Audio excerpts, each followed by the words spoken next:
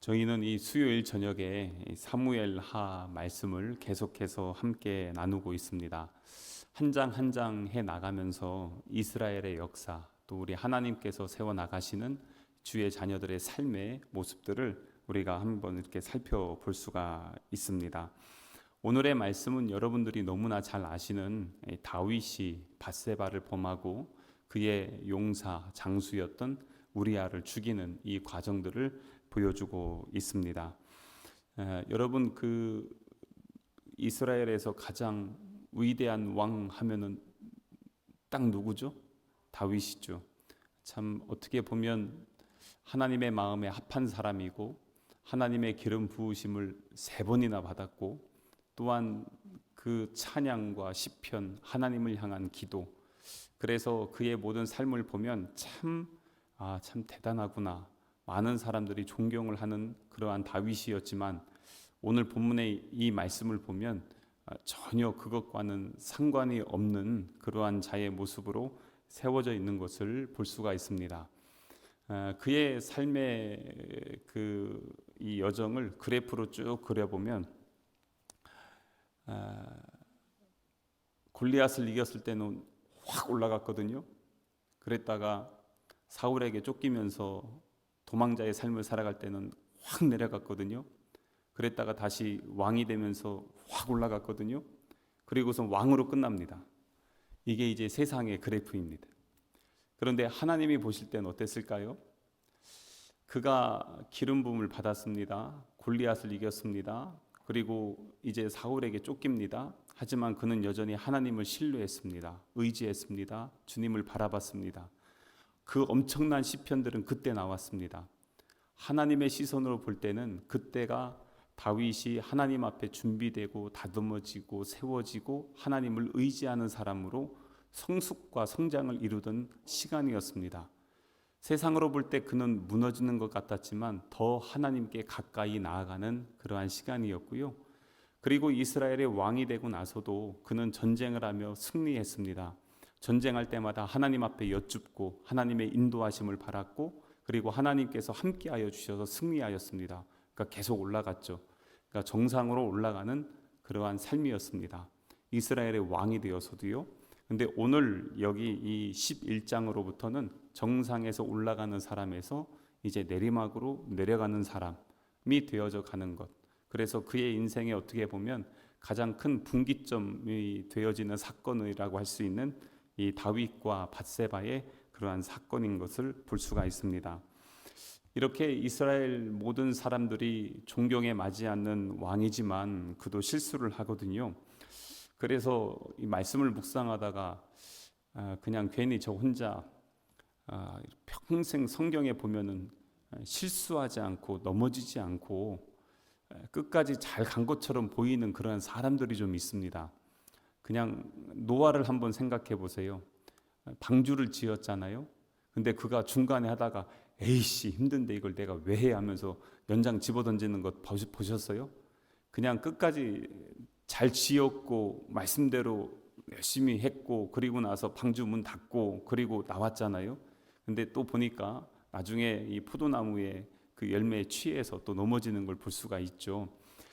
그렇게 대단한 사람도 그랬습니다. 아브람도 어땠습니까? 하나님의 부르심을 받고요. 그리고 나서 그 자기가 살고 있는 지역에 떠나서 하나님이 말씀하신 가나안 땅으로 갔죠. 순종했고 이삭을 얻었습니다. 그래서 그는 성경에서 하나님의 벗, 하나님의 친구라. 그리고 또한 그는 이제는 아브라함과 이삭과 그리고 야곱의 하나님이라고 하는 그러한 하나님의 명함거리를 제공해 주었던 대단한 사람이었습니다. 하지만 그는 사람들에게 거짓말을 했죠. 자기 아내를 누이라고 속였고요. 그리고 참 많은 실수들, 인간적인 그러한 연약함들을 그의 삶을 통해서 볼 수가 있었습니다. 그래서 참 어떻게 보면 실수하지 않는 것도 참 대단하구나.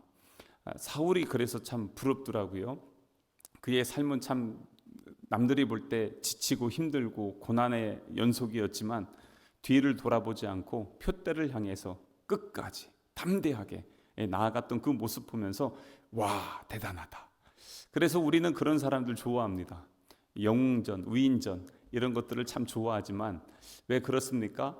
우리의 삶이 그렇게 되길 바라지만 때로는 그러지 못하는 그런 모습들을 볼 수 있기 때문에 그렇습니다. 우리가 신앙생활하면서 참 이런 그 사람들이 대하기가 저는 개인적으로 힘들어요. 두 부류, 뭐 많이 하면 세 부류의 정도의 사람들이 있는데, 첫 번째는 어떤 사람이냐면 한 번도 자기는 남들에게 폐를 끼친 적도 없고 실수한 적도 없고 법도 어긴 적 없고 나는 깨끗하고 정직하고 겸손한 사람입니다 라고 하면서 자기를 아주 자랑스럽게 소개하는 사람들이 있습니다. 그런 사람들 보면 되게 부러우면서도 진짜 그럴까 하는 그러한 생각을 해보게 됩니다. 남들에게 절대 무례할 수 없다는 것이죠. 나는 평생 그렇게 살아왔다는 것입니다. 근데 제가 그런 사람들 만나봤는데 순간순간 실수, 잘못 엄청나게 많이 하더라고요. 그래서 이렇게 보니까 뭐냐면 자기는 그렇게 산다라고 하지만 자기가 실수하는 것을 못 보기 때문에, 그러기 때문에 그렇게 이야기하는구나라는 것을 그런 사람들을 만날 때마다 종종 느끼고 있습니다. 그래서 온전한 완전한 사람 없구나는 것을 그런 부류의 사람들을 만나면서 느끼고요. 또 한 부류의 사람들은 어떤 사람이냐면 늘 죄책감, 정죄감에 빠져 있습니다. 나는 안 돼. 난 이래. 맨날 이래요.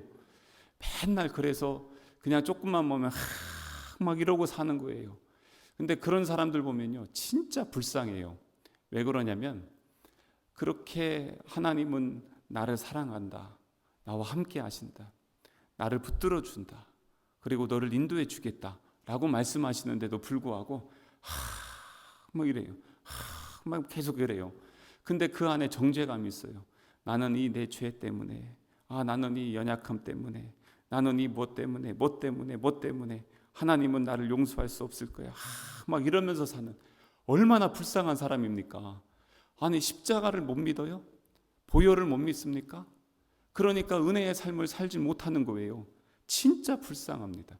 그래서 자기가 완벽하다고 하는 사람도 불쌍하고 자기가 하나님의 은혜 없는 것처럼 살아가는 사람, 그런 사람들도 너무 불쌍해 보입니다.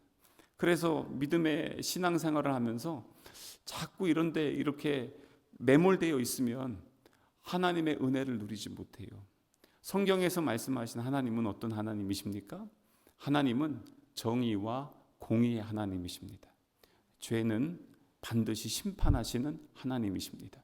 그럼에도 불구하고 또한 우리 하나님은 사랑과 은혜의 하나님이십니다. 자비의 하나님이시죠. 그래서 우리의 죄를 반드시 정죄하시지만 그 죄를 대신해서 우리를 위해서 예수님을 보내주시고 예수님은 십자가에 달리시고 우리를 하나님의 자녀 삼아주신 분이십니다. 그래서 신앙의 관점이, 아까 제가 말씀드린 그런 부류의 사람들은요, 신앙의 관점이 자꾸 어디에 있냐면 자기를 중심으로 하나님을 봐요. 자기를 중심으로 말씀을 봐요. 그래서 그런 실수들을 범하는 경우들을 많이 봅니다. 어디서부터 봐야 되냐면 하나님의 관점으로 나를 봐야 돼요. 시선이 바뀌어야 되는데 끝까지 자기 중심으로 봐요. 내가 나를 볼 때 정직하고 내가 나를 볼 때 나쁜 놈이에요. 근데 하나님이 나를 볼 땐 어떻게 보시냐가 더 중요하잖아요. 그런데 그것을 보지 못하니까 자꾸 내가 나를 보고 판단하고 그것으로 인해서 남을 정죄하기도 하고 남에게 또 이렇게 상처와 아픔을 주기도 하는 것입니다. 그래서 이 신앙의 시선이 자꾸 바뀌어야 돼요. 누구 시선으로요? 하나님의 시선으로 바뀌어야 됩니다. 우리 교회가 많은 일들을 한다고 해도 그 많은 일들을 할 때 우리 안에는 기쁨이 있습니다. 그런데 기쁨은 있는데 이 기쁨이 내 기쁨이고 내 만족인지 아니면 하나님의 기쁨이고 하나님의 만족인지, 이것도 우리는 잘 분별해 보셔야 됩니다. 아까 우리 권사님 기도하시면서 지난주에 실내탄 다녀왔잖아요. 그 필리핀 다녀와서 실내탄에 갔는데 너무 좋았어요. 저 개인적으로도 너무너무 좋았어요. 그 일주일 만에, 마지막 카페 보신 분들 아시겠지만 카페를 일주일 만에 만들었어요. 네, 그래서 어떻게 이렇게 잘 만들었냐 그랬어요. 그랬는데 그 다른 분들에게 카페 이렇게 사진 보여주니까 이야 막 그러시더라고요. 너무 좋았어요. 게다가 이제 어제는 우리 교단 그 신문 기자에게 우리 선교 다녀온 사진하고 자료들 보내주고 기사문 쭉 정리해가지고 보내주면서 이거 기사를 좀 내줘라 이렇게 하면서 쭉 했어요. 그랬더니 이 기자가 보통 그 사진을 제가 한 10대 장 보냈는데 사진 한 장밖에 안 올라가요 그러더라고요. 알고 있어요. 그 중에서 하나 골라주세요. 그랬더니 제가 원하지 않는 사진을 틱 올리는 거예요. 그래서 그거 말고 기왕이면 2개 넣어주라고. 기사 내용 많잖아요. 그래서 기사를 조금 줄이고 그럼 사진 2개 넣어주세요. 이렇게 하면서 이제 하다가 봉헌 날짜가 언제예요? 그래서 지난주 이제 수요일도 했고 목요일도 했고 금요일도 했습니다. 그랬더니 많이 했네? 그러는 거예요. 그러니까 제가 준 기사를 대충 본 거죠. 미국에서 지금 미주 총회가 있어서 그거 막 기사 작성하다가 제가 중간에 자꾸 보내니까 대충 본 거예요. 그래서 이제 이런저런 얘기하다가 이거 지면을 크게 늘려야 되겠네 뭐 이런 식으로 하면서 이제 서로 이야기를 좀 했었는데, 그런데 제 마음속에 왜 자꾸 많은 기사를 내보내고 싶은 마음이 있었겠어요? 더 이렇게 저도 너무 좋았기 때문에 그래요. 가서 보니까 또 우리 성도들의 섬김, 헌신, 그 눈물들이 있었기 때문에 그것들을 함께 나누고 싶어서 그런 마음이 있었습니다. 근데 그랬다가 오늘 이제 새벽 말씀이나 오늘 이 말씀들을 쭉 보면서 제 마음속에 자꾸 하나님께서 주시는 그 마음들이 있었어요. 그게 뭐냐면 너희들은 만족하고 너희들은 기쁜데 솔로몬이 성전을 그렇게 멋지고 화려하고 아름답게 지었지만 거기에 하나님이 안 계시면 그게 무엇이 되겠습니까? 세상 건물 아니겠습니까? 학교를 짓고 보건소를 짓고 카페를 짓고 뭐 세미나실 짓고 교회를 짓고 다 했습니다. 그렇게 했는데 거기에 하나님이 함께하지 않는다면 무슨 소용이 있냐는 것입니다. 다른 말로 하면은 내가 아무리 이렇게 저렇게 생각하고 판단해도 결국 우리의 주권은 누구에게 있냐면 하나님께 있다는 것입니다. 그런데 하나님께서 보시고 판단하시는 대로 우리가 본다면 참 좋겠는데 그러지 못할 때가 참 많죠.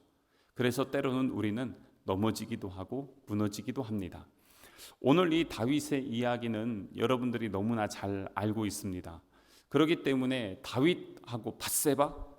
그러면 뭐 이거 얼마나 많이 들었습니까? 얼마나 많이 들어서 이거 내용 다 아시잖아요.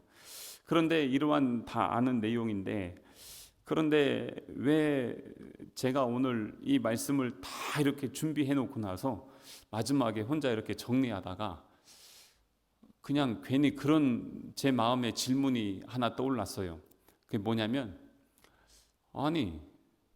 다른 왕들은, 다른 이방 나라 왕들은, 아니면 이스라엘의 다른 왕들은 다윗보다 훨씬 나쁜 짓 더 했는데 맨날 우상 섬기고 별일 다 하고 정말 사람으로 할 수 없는 일들 한 놈들도 엄청나게 많은데 그런 사람들의 기록은 짧아요. 별거 없어요. 솔로몬만 해도 부인이 1000명이에요. 게다가 그가 우상을 갖다가 얼마나 하고 별 역사를 다 했는데, 그런 사람들에 비하면 사실 다윗이 밧세바 있잖아요. 정치적으로 본다면 이거는 아무 문제가 되지 않습니다. 당시에 막강한 권력을 갖고 있는 다윗에게는 이 정도는 그냥 자기가 살짝 덮어갈 수 있는 문제입니다. 그리고 또한 그냥 속사정을 모르는 외부의 입장에서 볼 때 자기의 충성스러운 군인이었던 헷족속이 누구냐면 그 가나안 족속이었어요. 옛날에 가나안 족속이었는데 다윗을 만나고 그가 변했어요. 바뀐 거예요. 그래서 다윗을 보고 신앙생활을 했던 사람이에요. 근데 다윗이 오늘 말씀 보니까 전장의 가장 깊은 곳에 가서 그를 고립시킨 다음에 죽이라고 해서 죽잖아요. 죽었어요. 그랬는데 그냥 이 속사정 모르고 바깥에서 보면은 자기의 부하가 전쟁에서 죽으면 그의 부인은 과부가 됩니다. 과부가 돼서 당시의 여인으로서는 혼자 사는 것은 정말 극심한 고통입니다. 이럴 때 왕이 딱 나서가지고 그래, 내가 너를 거두어 줄게. 그럼 뭐가 됩니까? 과부에서 왕비가 되는 것입니다. 그래서 그를 세워주고 품어주는 것입니다. 그게 당시 고대 정치였습니다. 그렇기 때문에 이런 정치적인 당시의 상황으로 볼 때 다윗은요, 상당히 선군인 척하는 것입니다. 괜찮은 것입니다. 이렇게 하면 그 밧세바도 성언을 입은 것입니다. 이런 얘기 처음 들으십니까? 좀 이렇게 낯설어 하시는 것 같은데, 그냥 그 정치적인 관점에서 보면은 그렇다는 겁니다. 아무 문제 되는 거 아닙니다. 그런데 굳이 다윗이 이렇게 했다는 것을 너무 자세하게 기록하고 있어요. 그리고 이걸 갖다가 막 엄청나게 질책하고, 그리고 나서 그로 인해서 나타났던 막 결과들 쭉 해서 나타나고, 이게 어디까지 꼬리를 물고 가냐면 마태복음의 예수님 족보에도 이게 꼬리를 물고 나옵니다. 그래서 마태복음 1장에 예수님의 족보를 보세요. 여자들 이름이요, 여자들 그 이름대로 나오는데 밧세바는 뭐라고 나옵니까? 우리아의 아내라고 나옵니다. 거기까지 물고 들어갑니다. 예수님 족보에까지 우리아 이름이 들어갑니다. 아니, 왜 이렇게 합니까? 이해가 안 됐어요. 왜냐하면 인간적으로 볼 때 아무 문제 아니거든요. 별거 아닌데 왜 근데 이게 이렇게 큰 문제로 이렇게 하는 것일까? 이유가 있습니다. 그것은 다윗이 하나님의 사람이었기 때문에 그렇습니다. 다른 이유 하나 없습니다. 하나님의 기름 부음 받은 사람이고 하나님의 자녀였기 때문에 그런 것입니다. 세상 사람들이 마음대로 그렇게 한다고 해서 누가 뭐라고 하지 않습니다. 하지만 그는 하나님의 왕이었고 하나님의 기름 부음 받은 사람이었고 하나님의 종이었기 때문에 그렇습니다. 세상 사람들이 우리 성도들을 볼 때 어떻게 합니까? 교회 다니는 사람이 왜 그래? 막 그러잖아요. 교회 다니면서 이러냐? 막 그러잖아요. 왜 그렇습니까? 교회 다니는 사람들에 대한 기대감이 있기 때문에 그렇습니다. 아무런 기대감이 없으면 교회 다니든 말든 지가 이러든 말든 그게 뭔 소용입니까? 사실 신경 쓸 일 전혀 아닙니다. 세상 사람들하고 똑같이 행동했어요. 그랬는데 그 사람들은 우리 보고 뭐라고 합니까? 교회 다니는데도 그래? 이러잖아요. 왜 그렇습니까? 교회에 대한 이미지가 있기 때문에 그런 것입니다. 무엇입니까? 사랑이라는 것입니다. 그런데 그러한 것처럼 이 다윗이 이렇게 잘못했지만 어떻게 보면 사실 별거 아닌데요. 근데 이것이 이렇게 큰 문제가 되는 것, 다시 한번 말씀드리면 그는 하나님의 사람이었기 때문에 그런 것입니다. 다른 말로 하면 우리는 어떨까요? 우리는 괜찮을까요? 그래서 베드로전서 2장 9절에 있는 말씀을 제가 한번 읽어드리겠습니다. 그러나 너희는 택하신 족속이요 왕같은 제사장들이요 거룩한 나라요 그의 소유가 된 백성이네. 그게 우리의 정체성이라는 것입니다. 세상 사람들하고는 다르다는 것이죠. 어둠에 있는 사람들을 빛으로 불러서 빛의 자녀가 되게 해주셨다는 것입니다. 그래서 너희는 세상에서 소금이고 세상에서 빛이라고 우리에게 우리의 정체성을 예수님이 분명하게 말씀해 주셨다는 것입니다. 우리가 전에 어둠에 있을 때 어둠의 일을 행한다고 해서 어둠에 있는 사람들이 우리에게 왜 어둠의 일을 하냐고 뭐라고 하지 않습니다. 우리가 빛의 자녀이기 때문에, 하나님의 자녀이기 때문에 그렇게 이야기하는 것입니다. 그래서 다시 한번 베드로전서 2장 9절에 있는 말씀, 그러나 너희는 택하신 족속이요 왕같은 제사장이라는 것입니다. 그리고 또한 거룩한 나라, 하나님의 나라죠. 그리고 그의 소유된 백성이라는 것입니다. 그래서 이는 너희를 어두운 데서 불러내어 그의 기이한 빛에 들어가게 하시니에 아름다운 덕을 선포하게 하려 하심이라. 라는 말씀을 우리에게 주신 것입니다. 오늘 다윗도 마찬가지입니다. 다윗을 볼 때마다 이게 이제 신학자들 관점에서 여러 관점에서 보잖아요. 금방 말씀드린 것처럼 이게 당시 다른 왕들은요, 이거보다 더한 놈들 훨씬 많습니다. 그런데 이거 한번 여기만 좀 볼까요? 그 25절 말씀 한번 보겠습니다. 25절에 보면은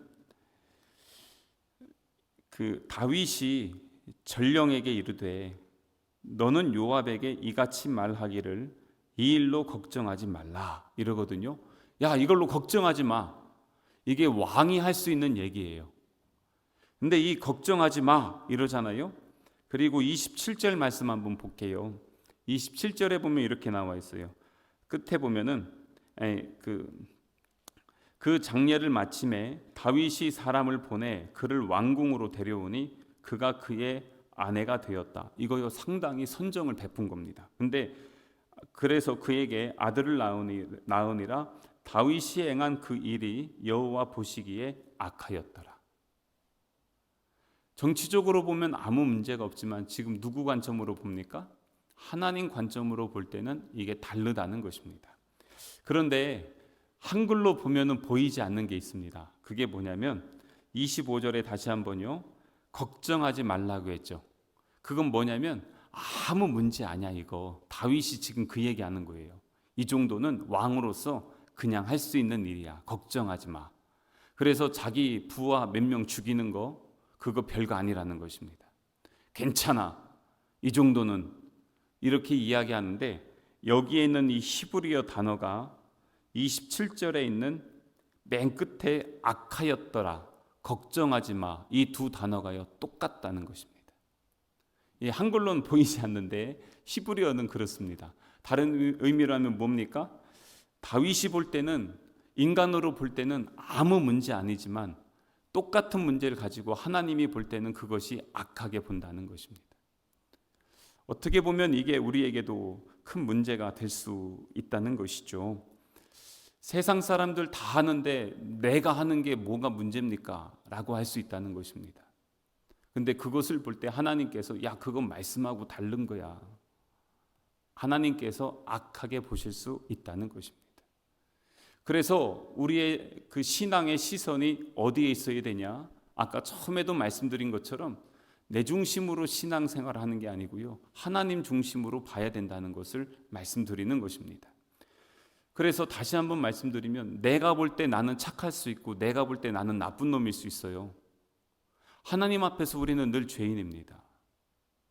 그런데 그렇기 때문에 늘 죄책감에 빠져서 자존감도 없이 맨날 그냥 그렇게 비굴한 인생으로 살아가는 것을 하나님은 또한 기뻐하실까요? 그러진 않는다는 것입니다.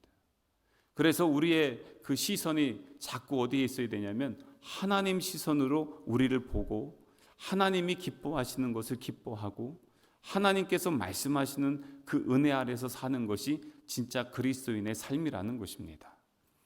저는 지금도 아직까지 제가 해결하지 못한 문제가 있어요.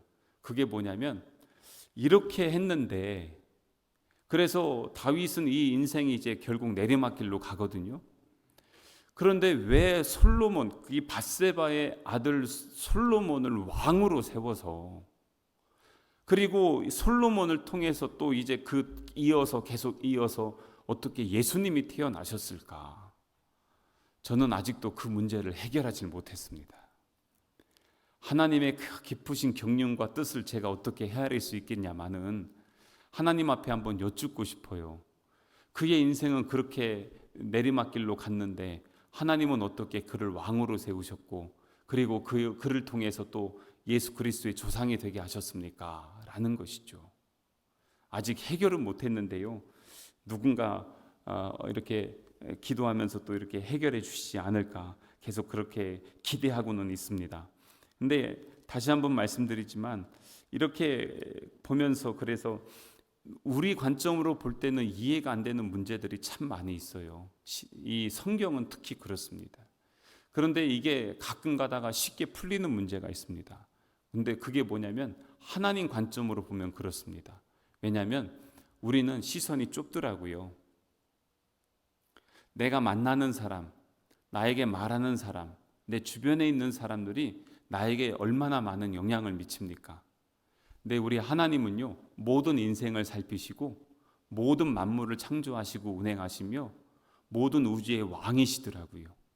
그 하나님의 시선으로 우리를 보는 것, 우리의 작은 시선으로 하늘을 보는 것 완전히 다르다는 것입니다. 제가 이번에 필리핀에 가서 그거 살짝 느꼈어요. 저녁에 밤 하늘을 보는데 밤 하늘이 그 해변에서 딱 이렇게 보니까 진짜 별이 여기서 보여요. 여기쯤부터 해서 별들이 걸쳐 있어요. 한국에 있을 땐 그거 한 번도 못 봤어요. 한국에 있을 땐 밤에 여기서 보이거든요. 근데 여기서부터 별들이 쫙 깔려 있는 거예요. 공기가 너무 맑고 그러다 보니까 깊은 밤에 큰 많은 불들이 없잖아요. 그러니까 보이지 않던 별들이 보였던 거예요. 제가 그러면서 그 밤에 깜짝 놀랐어요. 마찬가지로 성경을 보면서도 내 시선으로 보면 진짜 제한적으로 보여요. 그래서 그 말씀 볼 때마다 뭘 보냐면 하나님께서 이 말씀을 왜 주셨을까? 이 말씀을 통해서 나에게 원하시는 것이 무엇일까? 라는 것을 살펴보게 되는 것입니다. 다윗이 잘했다는 얘기 하나도 아닙니다. 왜냐하면 그것은 27절에 있는 말씀처럼 여호와 보시기에 악하였더라. 그건 잘못된 것입니다. 그렇기 때문에 그러면서 이 다윗만을 책망해야 될 것이냐? 사실 그것도 아닙니다. 이런 잘못 우리는 없습니까? 친구를 미워하는 자 마음으로 살인했다고 예수님 말씀하셨습니다. 그뿐이겠습니까?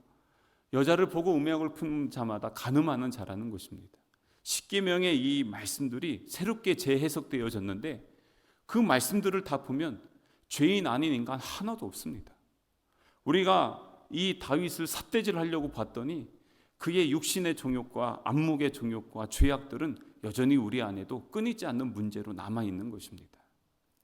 그렇기 때문에 그의 모습을 보면서 우리의 모습을 보고 여호와 보시기에 악하였다라는 그 모습이 지금 우리의 모습임에도 불구하고 그렇기 때문에 또한 하나님 관점에서 우리를 사랑하시고 포기하지 않으시며 우리와 함께 하시는 그 하나님을 바라볼 줄 안다면 그러면은 또 다른 새로운 신앙의 문이 열리기 시작하는 것입니다. 회개의 기회가 있고요. 은혜 받을 자격이 있다는 것입니다. 왜냐하면 우리는 하나님의 창조적 형상을 입은 하나님의 자녀들이기 때문에 그렇습니다. 지금도 늦지 않았습니다. 주님은 여전히 기다리고 계십니다. 또한 우리를 통해서 우리 하나님은 다시 돌아온 주의 자녀들을 통해서 놀라운 역사를 이루어 가시기를 기다리고 기대하고 계십니다. 그래서 돌아온 탕자의 이야기를 예수님은 말씀해 주셨고 또한 자기를 배반했던 제자들을 부활하신 예수님은 찾아가셔서 회복시켜 주시고 초대교회의 역사를 이루어 가신 분이신 것입니다.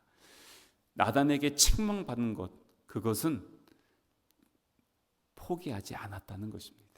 오늘도 우리에게 오셔서 말씀하시는 그 하나님, 너무나 잘 아시는 말씀이기 때문에 조금 다른 관점에서 한번 말씀드렸고요.